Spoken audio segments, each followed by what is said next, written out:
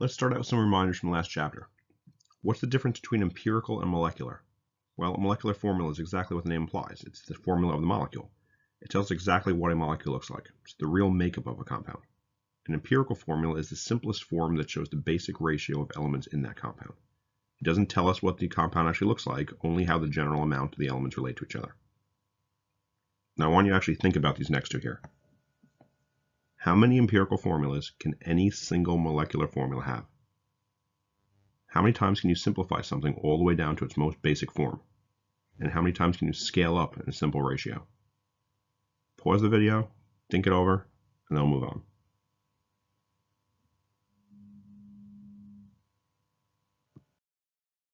Well, what do you think? How many potatoes does this look like? How would we even begin to answer this question? To me, it seems like there's some information missing here.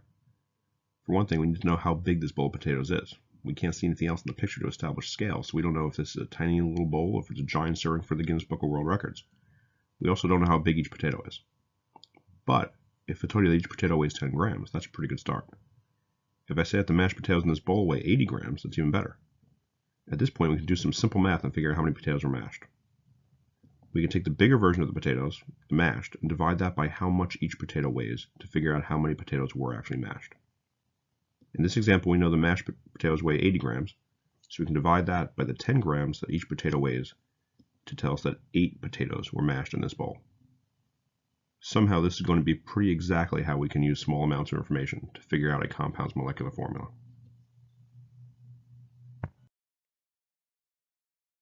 To go back to the do now questions before, every molecular formula only has one empirical formula. You may be able to simplify a formula a few times, depending on which numbers you divide by to find a common factor, but an empirical formula is the simplest ratio, and there's only one of those for every molecular formula. However, it's completely different going in the opposite direction. This empirical formula CH4 could be what the molecule actually looks like. In fact, the gas methane is made up of 1 carbon and 4 hydrogens only. It could also be the empirical formula for a molecule with 2 carbons and 8 hydrogens, which is twice as large as its empirical formula in the simplest ratio. The compound could also be C3H12, which is 3 times larger. It could be C4H16, or C5H20, or C20H80, or any of these options of molecular formulas with a simple ratio of 4 times as many H's as the number of C's. Any of these things would match here, but it all comes back to this basic ratio right here. However many C's you have 4 times as many H's. The point is, any simplified empirical formula has an infinite number of possible corresponding molecular formulas, since a molecular formula is just some larger version of the empirical formula's ratio. And you can theoretically scale up this CH4 ratio an endless number of times. That being said, how are we supposed to know how big a molecule actually is? Is it a tiny version of this ratio? Is it a little bit bigger? Is it enormous? To figure that out, we need to get some more information about our potato. To reiterate, and so you have this in your notes, any empirical formula has an infinite number of possible molecular formulas, which are just larger versions of the simplified ratio represented by the empirical formula. That being established, let's see how we can do this. To start, we need 2 pieces of information: what the empirical formula ratio is and the mass of the compound represented by the molecular formula. This is like when we need to know the mass of 1 potato and the mass of the bowl of mashed potatoes. Next, we divide the larger number by the smaller number. This is the mass of the actual larger molecule divided by the mass of its smaller, simple ratio version. It's the weight of the mashed potatoes divided by the weight of each potato. The answer to this calculation is how much bigger the molecular formula is compared to the empirical formula. Once we know how much larger it is, we multiply the empirical formula by this number to get a larger scaled up version of the molecular formula. And if that doesn't make any sense, we'll do plenty of examples next, so don't worry. Now that we have our steps, we'll try some examples. Put the directions over on the left side. You can always compare to these, but we'll just go through step by step and see how we can solve these problems. So first one, a compound's empirical formula is found to be CH2O. That means its simplest ratio of elements within that molecule is 1 carbon to 2 hydrogens to 1 oxygen, always in that ratio. So all we know about it so far is that for every carbon, there's an equal number of oxygens, and for any one of those 2 elements, there's twice as many hydrogens. Once we know how many of each element we have, we can see that it matches this, but that's all we know so far. It also tells us that the mass of the compound is 180 grams per mole. That means the big version, whatever the molecule actually looks like, weighs 180 grams if we add this thing up, if we add its pieces up. So right now we know that 1 carbon, 2 hydrogens, and 1 oxygen do not add up to 180. So we know that that's not what the molecule actually looks like. It's some smaller version. But when we know what the molecule looks like, we will be able to add everything up and know that it weighs 180. Unfortunately, at this point, we don't know what it looks like. So that's what we're going to do now. We want to determine its molecular formula, and we have these steps inside we can use. So number 1 says start with the empirical formula. We know from the question itself that the empirical formula is CH2O. That's its simple ratio. That's not going to change. Number 2 says find the GFM of the empirical formula. So we just now want to add up these pieces here and find what this mini version weighs. This is like finding what our individual potato weighs from before to help us figure out how many mashed potatoes went into the entire bowl. So we can add this up. We can do as we've been doing for a couple chapters now. We see that there's 1 carbon, and each carbon weighs 12. So 1 times 12 gives us 12 for the mass of just the carbon part of the molecule. We see there are 2 hydrogens. Each hydrogen weighs 1 according to our periodic table. So if we do 2 times 1, we know that the hydrogen part of the molecule weighs 2. We only have 1 oxygen. There's no number there, so it counts as a 1. So 1 times the 16 that the periodic table tells us each oxygen weighs, and 1 times 16 means the oxygen part of the molecule weighs 16. We add the whole thing up, and it's 12 plus 2 plus 16 gives us 30 grams for that basic version of our molecule. The simple ratio, the empirical form of this molecule, weighs 30. So that's our potato weight. That's what each individual potato weighs that we can use to figure out how many mashed potatoes were in the entire bowl. We've now done step 1. We've done step 2. Step 3 says divide the molecular mass. That's what they told us in the question, that the big version of the actual molecule weighs. Divide that number by the GFM of the empirical formula, which is right here. That's how much our simple version weighs. That was the 30 from step 2. When we do that, we do 180, or molecular mass, or molar mass, divided by the empirical formula's mass, the GFM of that. That was the 30. And we get an answer. We get 6. That means the big version of this molecule is 6 times larger than whatever our simple version is. The mashed potatoes before were, I think, was 8 times larger than one single potato. So we now know that 6 is how many times larger our actual molecule will find as an answer is compared to our simple ratio, our empirical formula. So to find that number now, we just do as step 4 says and multiply this empirical formula here by this number here. Scale it up by 6. Now we can't just write a 6 in the beginning because that just means there's 6 of the entire molecule. So instead, we just need to multiply each element in this formula by 6. So I'll multiply the C by 6, I'm going to multiply the 2 H's by 6, I'll multiply the 1 oxygen by 6, and scale it up, make it that much bigger. When we do that, we get a final answer of C6H12O6. The 1 carbon, 1 oxygen get multiplied by 6, and that gives us C6 and O6. And the H in the middle, there were 2 of them originally, multiply that by 6 to give us 12 H's. Our final formula is C6H12O6. If we add this whole thing up and find the masses of 6 carbons together, 12 hydrogens together, and 6 oxygens together, it should come out to be exactly 180 grams, which is what our question originally told us it weighs. That's our molecular formula. Find the little potato to find the big potato. Next one. Different question, same steps, you're going to do the exact same thing. Again, you've got the steps on the side written down to help you through this. Question 2 says a compound has an empirical formula of CH2 and a molecular mass of 42 grams per mole. So just to get some information out of this before we move on, it says it has an empirical formula of CH2. That's our simple version. So our empirical formula equals CH2. That's our simplest ratio. We're going to base everything off of that. Our answer will be some larger version of that ratio. And it also says it has a molecular mass of 42 grams. Now, molecular mass is like saying molar mass. That means it's the bigger version. It's the actual molecule. So that thing, our molecular formula, will weigh 42 grams per mole. Whatever our eventual answer is will weigh 42 grams. Right now, if we add up the C and the 2 H's, that does not weigh 42 grams. That's our simplest version. We want to find what our big version is. So we'll go step by step. Start the empirical formula. We did that already with CH2. Step 2 says find the GFM of the empirical formula. So now we have to actually do a little bit of math here. we're going to find out what this whole thing weighs. So my carbon, I see one of it, and if I go to my periodic table and look up what its atomic mass is, each carbon atom weighs 12. So the one carbon atom weighs 12. For hydrogen, I see two different hydrogens. So write the two, and again, periodic table tells me that each hydrogen atom has an atomic mass of 1. So I'm going to do 2 atoms of hydrogen times the 1 that each one weighs, and 2 times 1 is 2. Hopefully I'm not blowing anybody's minds with this math here. To find out what our entire thing weighs, our entire empirical formula, our simple ratio, we do the mass of the carbons, which is 12, the mass of the 2 hydrogens, which is 2, add those up, and I find that my entire grand formula mass for the simple version is 14. My CH2 empirical formula weighs 14.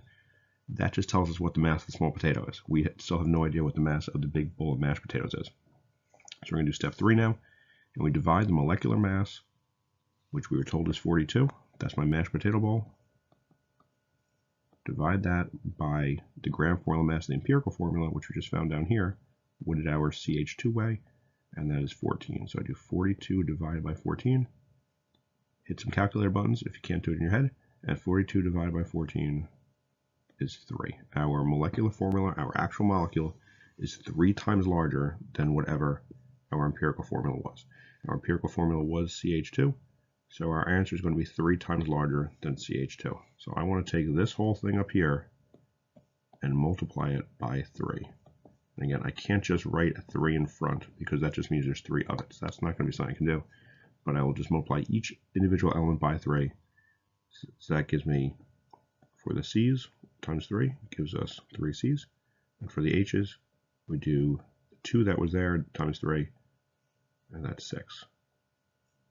If you add this up, C3H6 should come out to exactly 42 grams per mole. C3H6 is going to be my molecular formula because it's 3 times larger than my simple basic empirical ratio formula of CH2. Third example, different numbers, same process. Do it same thing we've done step by step. Compound has a molar mass of 92.04 grams per mole. So that's again telling us our molecular formula. It all looks like that, molar. Our molecular formula, our big version, our mashed potato ball, weighs 92.04 grams per mole. That doesn't look like something that's going to be particularly helpful to us. We want to cross off those little decimals right there because we don't use numbers like that. We always round it off. So our molecular formula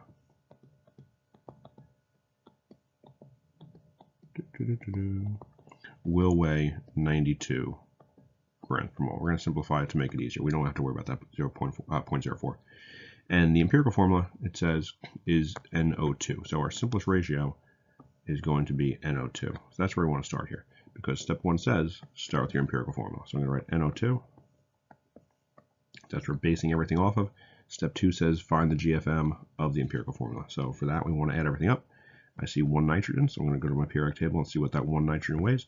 And my 1 nitrogen, I'm told, weighs 14 as an atomic mass. So 1 times 14 is 14, obviously. The oxygen part, I see 2 oxygens in my molecule.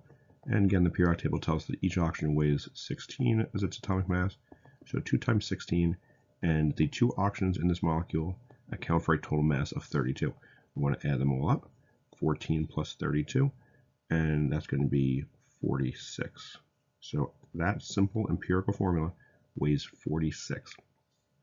Step 3, we divide the molecular mass by the GFM of the empirical formula. So the molecular formula, molecular mass, the molar mass, however you want to call it up here, that was 92. It's our big number. It's our big bowl of mashed potatoes. 92 divided by the empirical formula down here, its mass, so divided by 46. Ooh, switching colors, fancy. 92 divided by 46 will give us an answer of 2. That means our big molecular formula is twice as large as this simple ratio empirical formula, which was NO2. So I want to take this NO2 right here and multiply the entire thing by 2, scale it up by 2, make it twice as large, and that's going to give us a formula of N2O4. N2O4 is obviously twice as large as NO2 because we just multiplied every element in it by 2. And when we add this up, 2 nitrogens and 4 oxygens should come out to be 92 as a mass. So our final molecular formula is N2O4. Last example, we're going to start with green ink this time. I think we earned that. We're going to treat ourselves a little bit. So number 4 says a compound has an empirical formula of C5H9 and a molar mass of 345 grams per mole. So our empirical formula, just as always before, C5H9, that means our basic simplest ratio is 5 carbons to 9 hydrogens. And our molar mass of 345 grams per mole means that the big version of this thing, whatever it ends up looking like, will weigh 345. If we add it all up, it should be exact 345. We will now want to know what that formula actually is, what that compound actually looks like. What is its molecular formula? So just as we've done, step 1, start the empirical formula. C5H9. We have to be given that or we have nowhere to go from there. Number 2, find the GFM of the empirical formula. So just as we've done, we want to add the whole thing up. For the carbon part, I see that there are 5 carbons. I look up and see that each carbon weighs 12 as its atomic mass. So 5 times 12 is 60. For the hydrogen part, I see that I now have 9 hydrogens. We haven't seen a molecule as big as an empirical formula yet, but 9 times the 1 that each hydrogen weighs, that's a total mass of 9. We can add the whole thing up and find that our simple ratio, our simple empirical formula, weighs 69 as its molecular mass. That's what the entire small version of this molecule weighs. That's now on to step 3. So we're going to divide the molecular mass that we are told up here, which is 345, that's what the big version weighs, by the GFM of the empirical formula, that's this 69 right here, that the small version weighs. So we do 345 divided by 69. That's the big version divided by the little version, the big bowl of mashed potatoes divided by the single potato. And 345 divided by 69 will come out to 5. So that means our final molecule, our actual molecular formula, will be 5 times larger, 5 times heavier than up here the C5H9, which we now know has a molecular mass of 69. So we want to multiply this whole thing here, our whole empirical formula, by 5. And as I've said in every other slide, we can't just put a 5 in front because that just means there are 5 of that single small molecule. We want to make the molecule itself 5 times larger. So I'm going to take my C and my H, and we start out with 5 C's and 9 H's. We now want to multiply the whole thing by 5. So 5 times 5 for the C's, and that gives me, I can write that line, it gives me 25 C's in this molecule. And the H's, we start out with 9 H's, and multiply that by 5, and it gives me 45 H's. If we add this whole thing up, 25 carbons and 45 hydrogens, it should come out to exactly 345 as a molecular mass, a molar mass for the molecular formula. And that's our final answer, C25H45. It's a big molecule. It's a very large version of that simple empirical formula. But still, it has that 5 to 9 ratio. You see 9 is almost twice as much as 5, and 45 down here is almost twice as much as 25. So it keeps the ratio. It's just a lot bigger. And our final molecular formula is C25H45. So now I've done a couple examples. Make sure you finish the forms posted under this. Hopefully the video worked. You didn't actually have to go to YouTube. Otherwise, you're not even hearing me saying this. But make sure you complete the forms, and then we'll do some other stuff. We'll wrap this all up in class to really finish things off, but Unit 7 is in the books, and this concludes the unofficial first half of the year. Now that we have a knowledge and skills base, we can move on to real chemistry. And there's 7 topics left. The last 2 are kind of unto themselves and act as quick standalones to end the year, but the next 5 that we'll see build progressively off each other as a logical sequence of events. So strap in, and as I've been forecasting since day 1, prepare to ask for help.